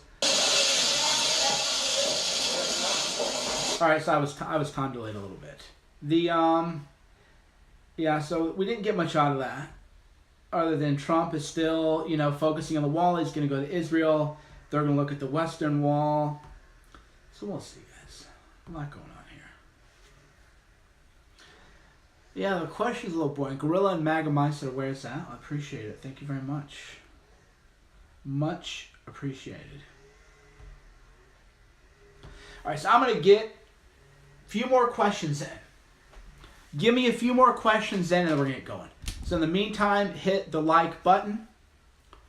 Go ahead and hit the like button. And then I'm going to get some questions in. And then I'm going to go pick up my car. I had 2 glasses of wine the other night. And you know what I did with my car? Life lesson. I had 2 glasses of wine the other night. I was still sober. Wasn't even buzzed or anything. But you know what I did? I left my car parked. Even after 1 or 2 glasses of wine, park your car. Take an Uber home. No, I didn't scratch it. No, see, I didn't drive. Don't drive even after a couple glasses of wine. Don't drive even if you're sober. Don't drive even if you're not buzzed at all. Just if you have a couple glasses of wine, there's Uber everywhere. Take a cab, take an Uber, just park your car, guys. Why? Because it's not worth risking hurting anybody else. It's not worth getting a DUI. So I was well below the legal limit. But even when I'm well below the legal, if I drink 2 glasses of wine, I don't drive. If I drink 1 glass of wine in an hour, that's fine. If I drink 2 glasses of wine, then I'm not going to drive. Because it isn't worth risking your life, anybody else's life, and it's not worth risking a DUI. So just because you're legal, okay, guys, I answer a question, people just won't stop. Don't ask the same question over again, okay? So just park your car. Park your car. Trust me, you don't want a DUI. $5 super chat. Thank you. Please expand on what you said on InfoWars about the 120-day staff rules. I did a whole video. Did I do a video on that or did I write the article? I do so much content, guys. So much news. Either Monday or Tuesday, something like 800 to 1,200 people who were appointed as temporary employees, pro-Trump people, are going to be out of the White House. They won't have jobs unless we stop it right now. So that is what we're trying to do. I have a couple tricks up my sleeves. And we're trying to prevent the Trump loyalists from being squeezed out of the White House by Johnny De Stefano. So I'm waiting on some important information. What can you do? Tweet the article to Donald Trump. Just let him know. Do I support Tommy Robinson? Good question, because what does it mean to support somebody? Does that mean you're supporting everything they do or a few things they do? Tommy, I certainly follow his stuff on Twitter, and he's doing a lot of interesting things. When he's doing interesting things, I definitely retweet it, and when he's doing cool things, I definitely retweet it and get the message out. Anything new on Susan Rice? No. Other than she refuses to testify before the Senate. Yeah, I don't have anything bad to say about Tommy, but I'm always careful about when people go, do you support so-and-so? How's my daughter? She's great. She was here on the beginning of the Periscope, actually. So Syra was hanging out with us at the beginning of the Periscope. Oh, by the way, if you haven't already, subscribe. Hit the like button and hit the subscribe button. And thanks again, everybody, for the super chats. Fun in journalism. Fun and honest journalism. High impact. All right, we'll take 4 more questions. Are we doing some call-ins? Not today, maybe tonight. Bitcoin and Patreon. Yeah, if you go to my patreon.com/Mike Cernovich, you can do that. Am I sitting on any disruptive intel? I am. I'm actually, and I just have to watch this. A major story is going to break during Trump's visit to Saudi Arabia, but I can't report on it because then people might be able to figure out who I talked to. So I'm sitting on a huge, huge story, but I can't do anything with it. It's just the way it is. Got to be a team player. Why won't you talk about Lieberman? You're blocked for assuming, in a confrontational tone that I'm deliberately not talking about Lieberman. I said Lieberman was a bad idea. What else is there to say? Lieberman, FBI director, or independent counsel, or anything. Bad idea. Proud of your boy, Mike. Thanks, guys. Proud of your boy, too. What else is going on? Mike, your MAGA mindset made less money because Stephen Molyneux made it. It sold fewer copies than Audible. It sold fewer copies on print and Kindle. It's just the way it is, man. Still sold better than most books ever will, but it definitely isn't going to reach Guerrilla Mindset levels. That's fine. Guerrilla Mindset's doing well. Do you plan on expanding your media company? Slowly. Very slowly. How does Trump hit back against deep state? Bring in the real G's. We'll know that Trump wants to win again when I stop doing YouTubes. Why? Why does that mean? Well, when I'm too busy helping Trump's media team win that I don't even have time to do my own YouTubes, that's when you'll know Trump is going to win. You'll be like, what happened to Cernovich? He quit doing videos every day. Well, I can't tell you. I won't tell people if I work at the White House. I got to keep that secret. Shh. Learn how to keep a secret. That'll take you far in life. Shh. Learn how to keep a secret. But when I'm so busy helping the White House win that I can't do my own videos, that's when they'll start winning again. And they'll be winning big. But I have no control over that, guys. Mike, do I ever make dinner? Shauna doesn't like me to. But I am a good cook. I'm actually a fantastic cook. So I don't have any philosophical objections to changing diapers or cooking dinner. right? It isn't that I wouldn't do it, but guys, I work 13, 14, 15 hours a day. And, it's important to spend time with people and spend time with Syra without any kind of distraction and everything. It's just an issue of division of labor. Division of labor. Love, me and Paul Joseph Watson are a powerful combination. Definitely a powerful combination. Thanks for the retweet of the Spetsnaz interview. You're welcome. Militech. Glad you guys doing a good show. Doing a good podcast. What do you think about Saudi Arabia buying our biggest... I don't like dealing with the Saudis, man. I don't like dealing with the Saudis. Will I do an interview with Ezra Levant of Rebel Media? I don't have any objection to doing it. But I've done stuff with Faith Goldie. If Ezra wants to do an interview with me, sure thing. He has my number. What else is going on? Notifications are now showing up in spam. I don't know what you mean by that. Don't know what you mean by that. Everyone wants to do stuff with Faith Goldie, LOL. Oh, come on. She's smart. Don't objectify these people. If they're smart and if they have more going on than their assets, then treat them that way. If they're vapid and that is all they have, hey, then that's a different story.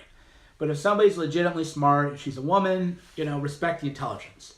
But if she's just a bimbo, who Faith isn't, she's very intelligent, then that's a different story. But the legitimate smart girls who are attractive, just respect them for being smart. Germany watches Cernovich. We're worldwide, fam. I get recognized in Vietnam. We're worldwide. What's your advice for Trump's press office? Create their own videos every day. Canadian $10 super chat. Thank you. Thank you, not telling. Appreciate it. Yeah, they need to be doing more original messaging rather than focusing on the media. They need to put their own message out. They need to have their own YouTube. Right? The White House should have its own YouTube page and live stream all the press conferences. More original content. Any comments on The Rock? He'll be a formidable candidate in 2020 if he wants to run, but he has a very unconventional sex life. Will people be willing to accept that in 2020? We'll see. We will see. But he's a good guy. Got good vibes. Got good vibes. Mike, does Alex Jones break character? No, Alex Jones is who he is. What you see on TV is what you get. Alex Jones is Alex Jones. The Rock is running for president. We don't know yet. What are you waiting on exposing? Corey Feldman doesn't want to work with me, guys. What can I tell you? Then I had another child actor reach out to me, and then they get afraid. So I don't know what to tell you. I had a childhood actor reach out to me, wanted to do an expose, and then they get afraid, man. I don't know what to tell you. Watching from New Zealand. Where are you watching from? What country? What country are you? My phone's about to go dead too, just so you know. So if my transmission is cut off abruptly, it isn't because of deep state. It isn't because of deep state. It is because my phone went dead. No deep state shenanigans. England, New Orleans, NYC, Switzerland, Ontario, France, Canada, USA, Australia, London, yeah, all over. Arizona, Finland, Philly, SoCal, Jamaica, Sarasota, Colombia. Jeez. Man. Truly are worldwide. Really is amazing, isn't it? Really is amazing how we're all over the place. Anyhow, thanks for watching. Hit the like button. Hit the subscribe button. I'm going to go pick up my car. And I'm going to go get lunch. I haven't eaten anything. It's 2 p.m. It's 1:45 my time. I follow intermittent fasting. The shirt, ugly. Are you kidding me? The shirt is amazing. The shirt is bomb. I follow intermittent fasting, so I don't have my first meal until between 2 and 4 p.m. And it's now almost 2 p.m. So I fast for 16 hours a day. I had my last meal around like 10 p.m. or so.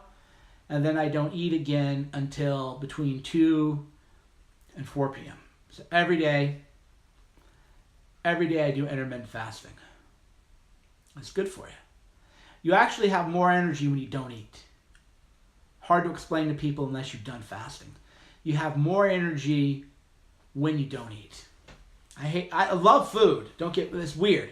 So I love food, but I hate that I have to eat. In a perfect world, I would never have to eat. I could just have energy all the time, but eventually I do have to eat. But eating food slows me down. It slows down your thought, everything. It takes a lot of energy to digest food. That is all covered, of course, in Gorilla Mindset, which I'll link to in the YouTube chat. Gorilla Mindset talks about everything. Intermittent fasting, health, fitness, the whole thing. Soylent, we don't do soylent around here. All right, so hit the like button, hit the subscribe button. My nootropics are good. Oh, they're coming in this week.